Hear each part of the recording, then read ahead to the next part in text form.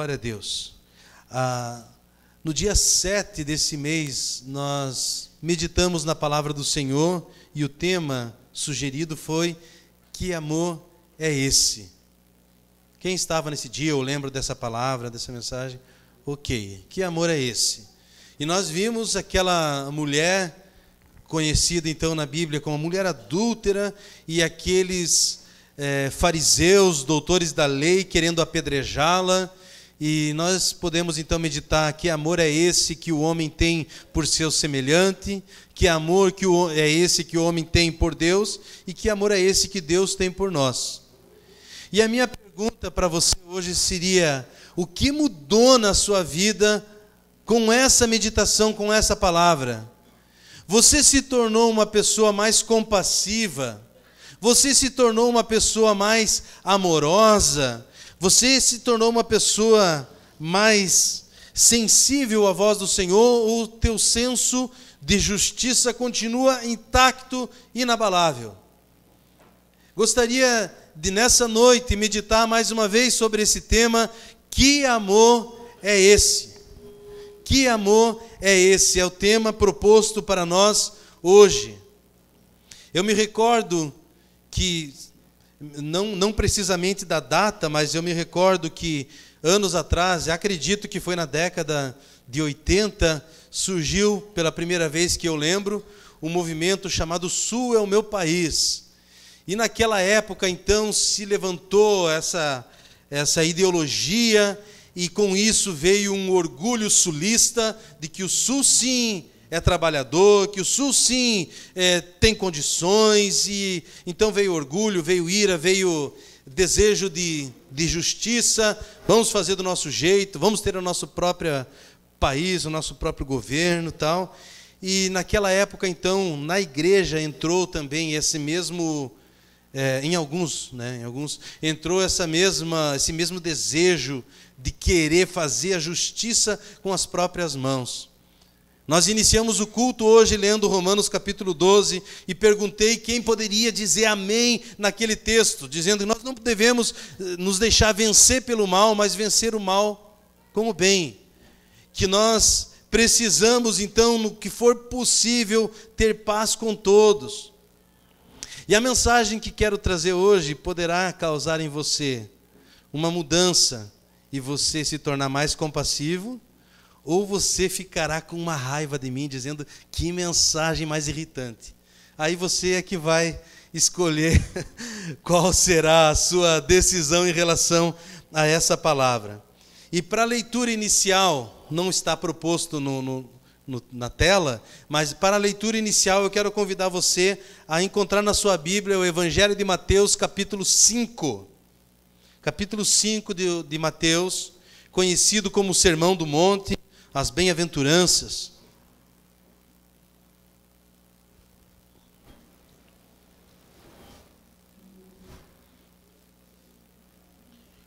Um discipulado de Jesus com seus discípulos ali, consolidando a ideia do reino de Deus para os discípulos que tinham o seu senso de justiça. Todos nós temos.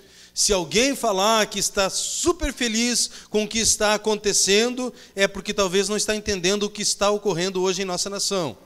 Mas, ao mesmo tempo que nós temos o nosso senso crítico, nós temos a Bíblia, a palavra do Senhor, que é a nossa regra de vida e prática. Amém também?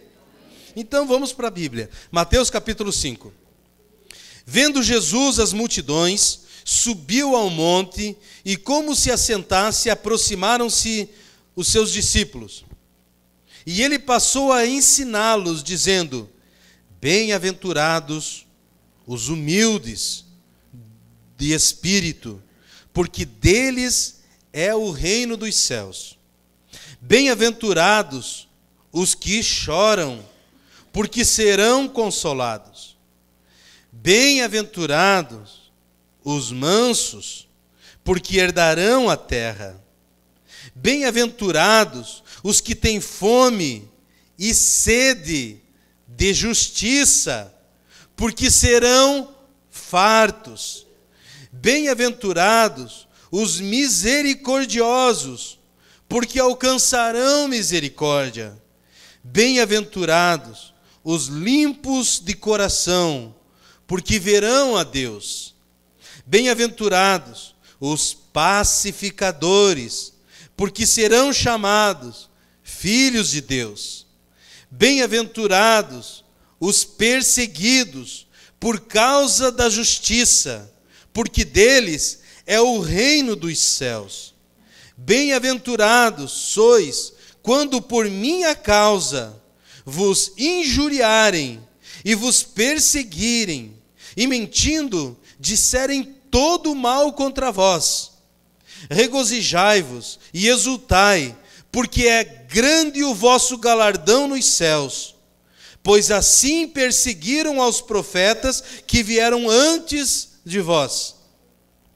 Vós sois o sal da terra. Ora, se o sal vier a ser insípido, como lhe restaurar o sabor? Para nada mais presta, senão para, lançado fora, ser pisado pelos homens. Vós sois a luz do mundo. Não se pode esconder a cidade edificada sobre um monte. Nem se acende uma candeia para colocá-la debaixo do alqueire, mas no velador, e alumia a todos os que se encontram na casa. Assim, brilhe também a vossa luz diante dos homens, para que vejam as vossas boas obras e glorifiquem a vosso Pai que está nos céus. Não penseis que vim revogar a lei ou os profetas. Não vim para revogar, vim para cumprir. Porque em verdade vos digo, até que o céu e a terra passem, nem um i ou um tio jamais passará da lei, até que tudo se cumpra. Aquele, pois, que violar um destes mandamentos, posto que dos menores, e assim ensinar aos homens, será considerado mínimo no reino dos céus. Aquele, porém, que os observar e ensinar, esse será considerado grande no reino dos céus.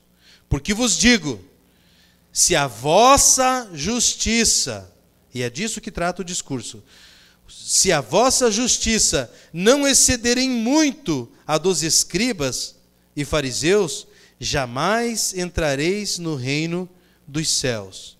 Agora eu quero que você pule comigo, por favor, para o verso 38. Mateus 5, verso 38. Ouvistes que foi dito, olho por olho, dente por dente. Eu, porém, vos digo, não resistais ao perverso, mas a qualquer que te ferir na face direita, volta-lhe também a outra. E ao que quer demandar contigo e tirar-te a túnica, deixa-lhe também a capa. Se alguém te obrigar a andar 1 milha, vai com ele 2. Dá a quem te pede, e não voltes as costas ao que deseja que lhe emprestes. Versículo 43. Ouvistes que foi dito, amarás ao teu próximo e odiarás o teu inimigo.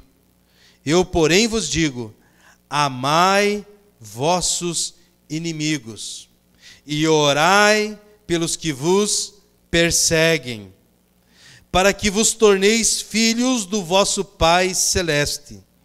Porque Ele faz nascer o seu sol sobre maus e bons, e vir chuvas sobre justos e injustos. Porque se amardes os que vos amam, que recompensa tendes? Não fazem os publicanos também o mesmo? E se saudardes somente os vossos irmãos, que fazeis demais? Não fazem os gentios também o mesmo? Portanto, sede vós perfeitos, como perfeito é o vosso Pai Celeste. Amém? Aqui nós temos então essa primeira parte da nossa leitura e o ensinamento do Senhor Jesus, ou é para ser seguido, ou então não chamamos Jesus de Senhor. Ou pegamos o ensinamento do Senhor Jesus e trazemos para a nossa vida, ou então deixemos de falar de Jesus. Se nós falamos que somos discípulos do Senhor Jesus, nós temos que segui-lo, temos que servi-lo, temos que obedecê-lo. Amém? Então os discípulos do Senhor Jesus estavam com ele, e o Senhor então se assenta e começa a falar com os seus discípulos. Felizes vocês quando vocês forem perseguidos, quando vocês forem injuriados, porque grande é o vosso galardão nos céus. Mas me parece que esse discurso foi muito bom na época em que Jesus falou, e para hoje não é tão bem visto. Nós não somos os justiceiros. Há quem faça justiça e de maneira perfeita. Esse é o nosso Senhor. Porque a ira do homem, diz a palavra, não produz a justiça de Deus. Se estamos insatisfeitos com a nossa nação, nós precisamos revolucionar a nossa nação, e a revolução que essa nação precisa é de uma igreja santa, é de uma igreja que de fato se arrepende dos seus maus caminhos. O Senhor nos ensinou através de 2 Crônicas, capítulo 7 e versículo 14, que para termos uma terra sarada é preciso que o seu povo ore, o seu povo se converta, o seu povo se arrependa e o seu povo busque o Senhor com oração e com jejum. Quer ver a sua nação, a nossa nação transformada? Então, meu irmão e minha irmã, que comece por mim e por você essa revolução. E essa revolução, ela começa com os nossos joelhos no chão, nosso rosto no pó, dizendo: Senhor, o que eu tenho feito, ou o que eu posso fazer, para que a nossa nação possa de fato ser sarada. Só esse texto que nós lemos poderia ser o suficiente para a nossa meditação hoje. Mas por conta da nossa dureza no coração, eu quero lhes propor mais uma leitura. E convido você a encontrar na sua Bíblia, está um pouquinho atrás aí de Mateus, o livro de Jonas.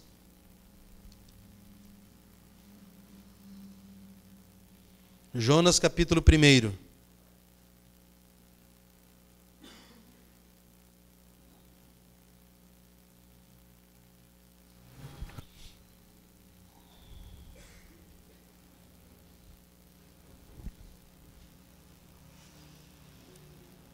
Diz assim a palavra do Senhor: Veio a palavra do Senhor a Jonas, filho de Amitai, dizendo: Dispõe-te, vai à grande cidade de Nínive, e clama contra ela, porque a sua malícia subiu até mim. Jonas se dispôs, mas para fugir da presença do Senhor, para Tarsis.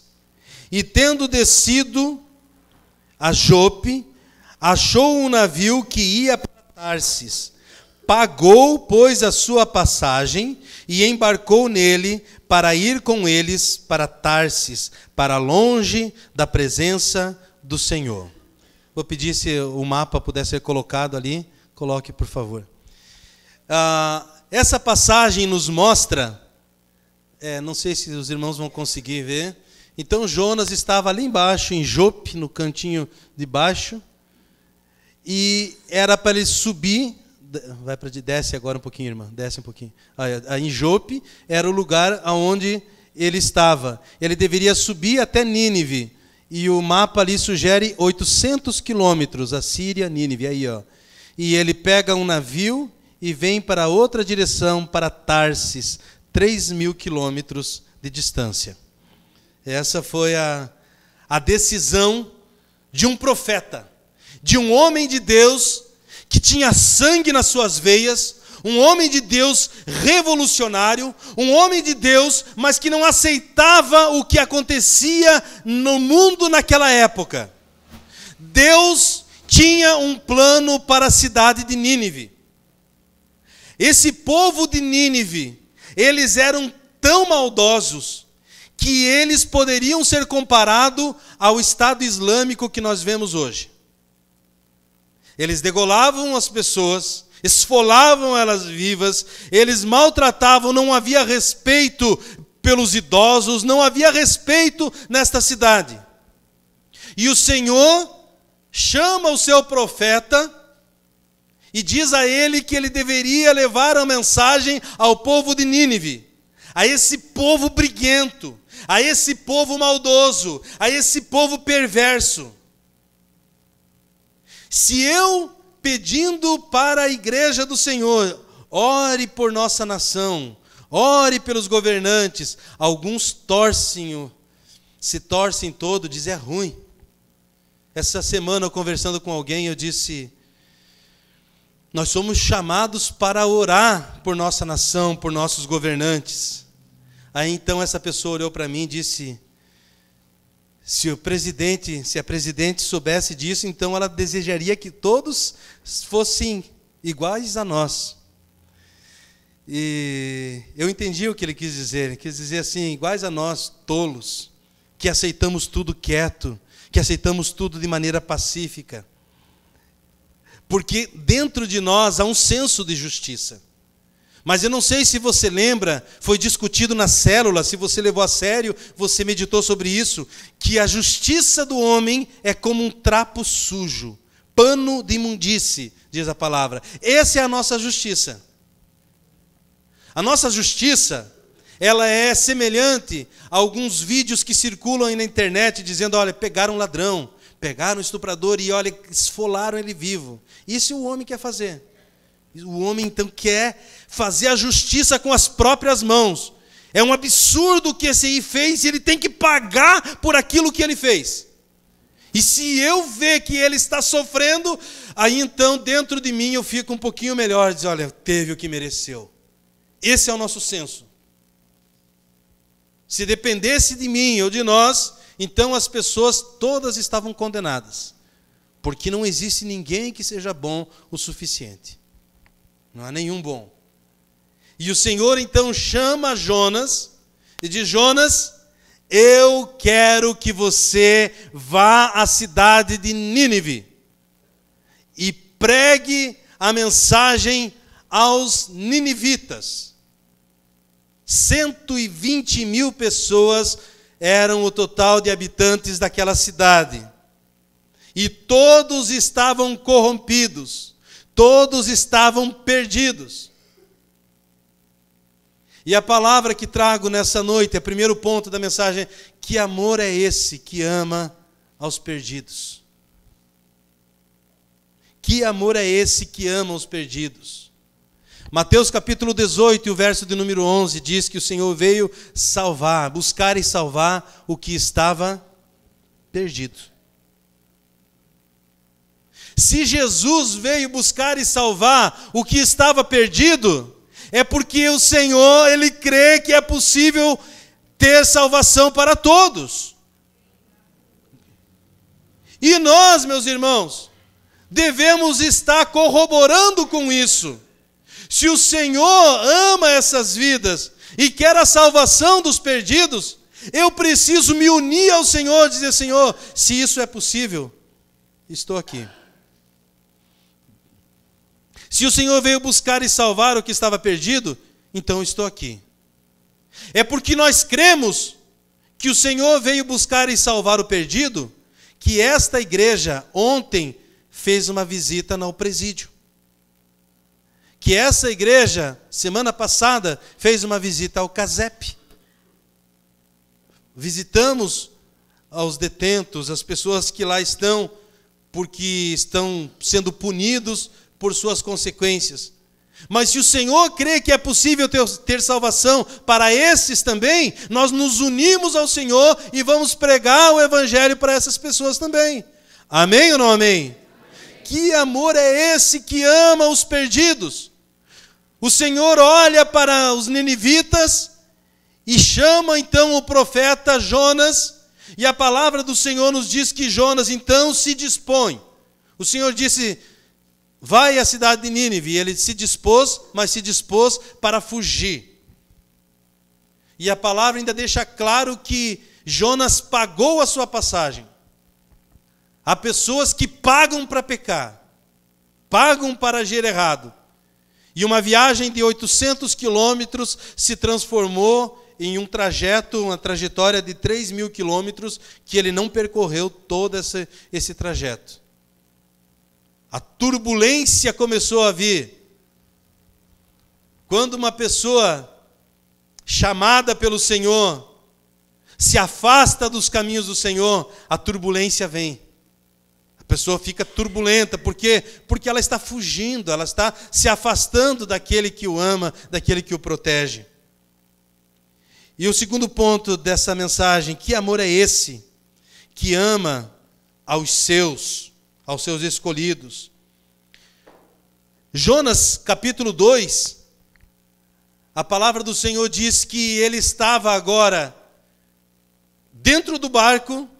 O barco começa a ser surrado pelas ondas do vento, começa a ser sacudido, e o pessoal da tripulação começam a agir. O que vamos fazer? Vamos jogar a carga fora. E o prejuízo começou a acontecer. Aonde um servo de Deus está fugido, ou está se afastando, ele traz tempestade até para as pessoas que estão à sua volta. Até quem está à volta acaba respingando o problema, quando a pessoa se afasta.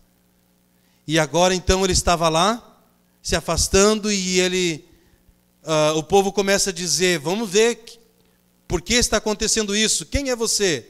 E ele disse assim: olha, eu sou hebreu de hebreus, sirvo ao Deus Todo-Poderoso, e estou fugindo da presença dele. O que nós devemos fazer? Lancem-me no mar, e a calmaria voltará para vocês.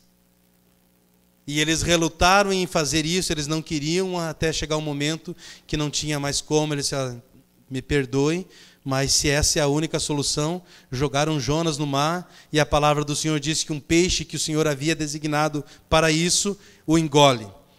E capítulo 2 diz assim: então Jonas, do ventre do peixe, orou ao Senhor seu Deus e disse: na minha angústia clamei ao Senhor, e ele me respondeu. Do ventre do abismo gritei, e tu me ouviste a voz. O Senhor ama o perdido, sim, mas o Senhor também ama os seus discípulos. E mesmo os seus discípulos o desobedecendo. Jonas era alguém que foi chamado por Deus, estava no meio do povo de Deus, nada havia feito por merecer, mas era povo do Senhor. E estava agora julgando a outros. É muito fácil nós julgarmos as pessoas depois que o Senhor já nos limpou. Depois que o Senhor me perdoou, depois que o Senhor mudou o meu jeito de pensar, o meu jeito de ser, é muito fácil começar a julgar os outros. E Jonas entrou nessa. E a palavra do Senhor nos diz, em João capítulo 13 e versículo 1, que Jesus, tendo amado os seus, os amou até o fim. Que amor é esse que ama os seus? Porque, meus irmãos, amar o perdido é aquele que não tem Jesus como Senhor e Salvador da sua vida. Está perdido. Então nós amamos e temos compaixão. A pessoa não sabe, errando porque não sabe o que está fazendo. Mas você olhar para uma pessoa que foi salva, ou que é salva no Senhor, julgando, criticando, querendo exercer a sua própria justiça, é difícil para nós aceitarmos. Mas o Senhor ama. O Senhor ama, inclusive aos seus, que uma vez ele o alcançou. E a palavra do Senhor diz que do ventre do peixe, Jonas ora, e o Senhor ouve a oração dele, e o Senhor ouve a sua oração e o responde. E mais, o Senhor o perdoa, Então, esse é o terceiro ponto. Que amor é esse que nos perdoa, que perdoa os seus? Que amor é esse que ama e agora que perdoa os seus? Salmo 50, versículo 15 nos fala sobre isso. Que nós devemos invocar o Senhor num dia da angústia e Ele há de nos livrar. E nós haveremos de glorificá-lo. Mas o amor do Senhor nos constrange, que é um amor que ama os seus discípulos e que está disposto a novamente perdoar os seus discípulos, que a Ele clamam. Que a Ele clamam. Vamos lá, capítulo 3 e o versículo de número 10 de Jonas. Não somente o Senhor perdoa os seus, como Ele está disposto a perdoar os que estavam perdidos. Diz a palavra do Senhor: viu Deus o que fizeram, como se converteram do seu mau caminho, e Deus se arrependeu do mal que tinha dito lhes faria, e não o fez. A mensagem que Jonas trouxe para o povo de Nínive era que haveria juízo sobre aquela cidade, que todos pereceriam, que todos morreriam. A Bíblia nos fala que se Jonas fosse pregar em toda aquela cidade, ele levaria 3 dias caminhando e pregando. Mas a Bíblia nos fala de que apenas um dia Jonas foi e caminhou em obediência. Um dia. Jonas era um justiceiro. Jonas, desculpa a expressão, era um carniceiro. Estava disposto a ver a morte de 120 mil pessoas. Jonas estava disposto a ver aquele povo ser reduzido a cinzas. E ele sabia que Deus é um Deus que perdoa, que ama a ponto de perdoar os perdidos. E o Senhor agora ouve agora Jonas falando com o povo e o povo se arrependendo. E o povo se arrependeu e Deus perdoou os ninivitas. Deus tinha outros planos para os ninivitas. Deus tem outros planos para a nossa nação. Deus tem outros planos para os detentos. Deus tem outros planos para os adolescentes no CASEP. Deus tem outros planos para os drogados que estão em clínicas de recuperação. Deus tem outros planos para as prostitutas. Deus tem outros planos para todas as pessoas. Mas o nosso senso de justiça deseja ver que a pessoa mal vá mal. Por isso, Davi, ele disse: caia eu na mão do Senhor e não na mão dos homens, porque os homens são cruéis, os homens são maldosos. E Jonas então percebeu o que acontecia. Agora olhe só o capítulo 4, a partir do versículo 1. Com isso, desgostou-se Jonas deixa eu ler de novo. Com isso, desgostou-se Jonas extremamente e ficou irado. E orou ao Senhor e disse: ah, Senhor, não foi isso o que eu disse estando ainda na minha terra? Por isso me adiantei fugindo para Tarsis, pois sabia que és Deus clemente e misericordioso, e tardio em irar-se, e grande em benignidade, e que te arrepende do mal. Peço-te, pois, ó Senhor, tira-me a vida, porque melhor me é morrer do que viver. Olha só. Não quero viver para ver esse povo sendo restaurado. Não quero viver para ver os governantes da nossa nação se livrando ou sei lá, qualquer outra coisa. Embora nós sabemos que a justiça do Senhor é perfeita, Deus sabe o que faz e quando faz. A maneira com que Ele faz, a nós nos cumpre, diz a palavra do Senhor, orar pelos nossos inimigos e por aqueles que nos perseguem. Você está disposto a ser discípulo do Senhor Jesus e amar os seus inimigos e orar por aqueles que vos perseguem? Você está disposto a isso? Ou a sua disposição é não é justo? Jonas estava assim, não é justo, Senhor. 3 dias era a missão dele, ele foi apenas um dia, e nesse um dia que ele foi, a palavra do Senhor diz que toda a cidade se arrependeu, toda a cidade se converteu, e toda a cidade passou a jejuar, até os animais não comiam. E começaram a orar e se arrepender dos seus maus desígnios. E o Senhor ouviu a oração e decidiu perdoar. E que amor é esse que perdoa os perdidos? Como disse Paulo em 1 Timóteo, capítulo 1, versículo 15, ele disse: desses que estavam perdidos, desses pecadores, eu sou o principal. Paulo disse isso. Que amor é esse que perdoa os perdidos? É o amor de João 3,16.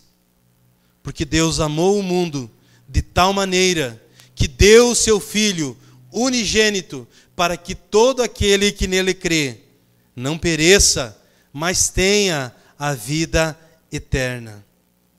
Esse é o amor que ama a todos.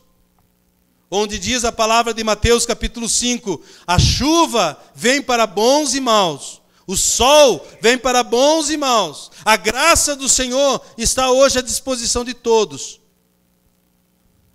Que amor é esse? E agora a palavra do Senhor diz que Jonas orou irado com Deus, dizendo: Deus, eu sabia que o Senhor é um Deus de amor, eu sabia que o Senhor é um Deus misericordioso, então para mim Deus chega.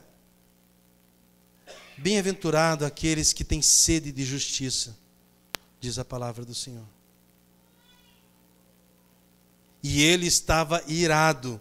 Versículos de 1 a 5 nós lemos, e os versículos 8 e 9 também. Em nascendo o sol, Deus mandou um vento calmoso oriental. O sol bateu na cabeça de Jonas de maneira que desfalecia, pelo que pediu para si a morte, dizendo: melhor me é morrer do que viver. Então perguntou Deus a Jonas: é razoável essa tua ira por causa da planta? Ele respondeu: é razoável a minha ira até a morte.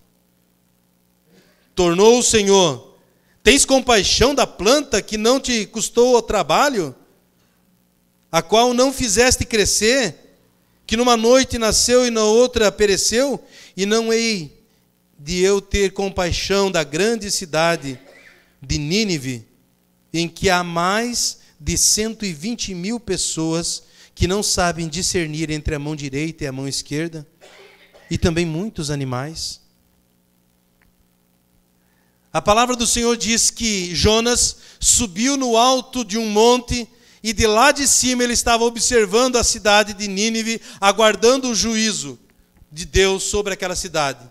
O juízo não veio, ele então prepara para ele uma cabana, e aquela cabana, então o sol começou a esquentar, o Senhor manda que uma planta nascesse ali e cobrisse para que refrescasse, e Jonas disse: sim, isso é justo, eu vim aqui fazer o seu trabalho, ainda bem que essa planta nasceu, ficou ali debaixo daquela planta, dormiu. No outro dia, quando ele se acorda, aquela planta havia morrido, e ele começa agora de novo a esbravejar: quero morrer, eu quero morrer. E Jonas, o justiceiro, então pede para o Senhor a morte, porque ele não desejava ver o amor do Senhor. E Deus então diz a ele: você acha que é justo você amar mais essa planta, que você não fez nada para ela nascer e hoje morreu? E eu, que criei essas pessoas e até os animais que estão nessa cidade, você não acha que eu deveria ter compaixão dessas vidas? Ou como diz em Mateus capítulo 20, versículos de 15 a 16: parece mal aos teus olhos porque eu sou bom? Disse o Senhor. A pergunta que se encerra o livro de Jonas, você é que irá responder. Que amor é esse, meus irmãos? Que ama os perdidos, que ama seus discípulos, que perdoa os discípulos, que perdoa os perdidos. Que amor é esse que me suporta com o meu senso de justiça? Esse é o amor do Senhor. Esse é o amor do Senhor que nos ama de maneira incondicional. Esse é o amor do Senhor. Você está disposto a dizer o que ao Senhor sobre esta mensagem? Você tem teu senso de justiça, e por conta do teu senso de justiça, você tem desejo de ver os maus pagando nessa nação. Mas a palavra do Senhor está nos ensinando que nós devemos orar por nossos inimigos, por aqueles que nos perseguem. E aí, meu irmão? Jonas fugiu de Nínive, e o Senhor o envia novamente para lá. O Senhor nos coloca em nossa nação para que nós oremos por ela. Deixa eu dizer para vocês uma coisa. Existe dentro do povo brasileiro, de alguns, não é? O reclamar de tudo e de todos. Quem está no Brasil diz: eu odeio o Brasil, odeio essa nação. E quem viaja para fora do Brasil diz: que saudade do Brasil. Ai, que saudade de lá. Tem pessoas que não valorizam, por exemplo, uma rede de jovens, como aconteceu ontem. E já tem outras pessoas dizendo: se na minha igreja tivesse um trabalho com jovens, como é feito aí? Você está vendo? Tem pessoas que não valorizam. Vocês, pais, valorizem e incentivem os jovens. E tem pessoas que não valorizam nada, só depois que perdem, só depois que não tem mais. O solteiro reclama que quer casar, e tem casado reclamando do casamento.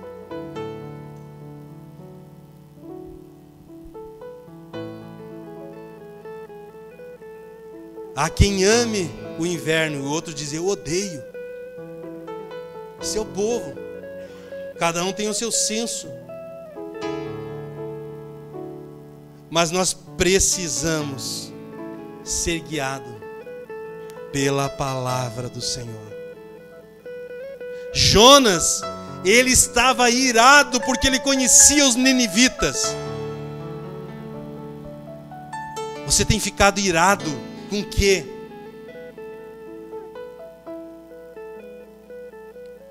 O que me deixa irado é ver pessoas que já ouviram falar da palavra do Senhor e desdenham, fazem pouco caso, não valorizam. Mas ainda esses, o Senhor ama. O Senhor ama. O amor do Senhor me constrange, nos constrange. E esse amor do Senhor é que muitas vezes nós não conhecemos, não entendemos. Um amor que ama tanto o perdido quanto os seus discípulos, que perdoa o perdido, mas perdoa os seus também, que tem o seu senso de justiça, que me suporta em meio às minhas crises. Esse é o amor que um dia me alcançou e te alcançou. Esse é o amor. Assim é que devemos viver, orando por nossos inimigos, por aqueles que nos perseguem. E eu quero convidar você a refletir nessa palavra por um instante só. Se você puder se desligar um pouquinho da pessoa ao seu lado e fechar os teus olhos, gostaria que você meditasse nessa palavra. Porque Ele não quer que ninguém se perca. E esse ninguém é ninguém mesmo. Nós vimos no vídeo de missões, logo no início, aquela rua conhecida como Rua do Pecado. Travestis naquela rua, drogados. Mas o Senhor os ama. O Senhor ama. está disposto a perdoar, está disposto a lhes oferecer uma vida transformada. Que amor é esse? Que me suporta, que me perdoa, que me ama, que ama o perdido e o perdoa. Perdoa aqueles que se achegam a Ele. Jonas orou do ventre do peixe, estava sendo engolido pela sua própria justiça, e de lá o Senhor ouviu, e ele pôde bendizer ao Senhor. Eu convido você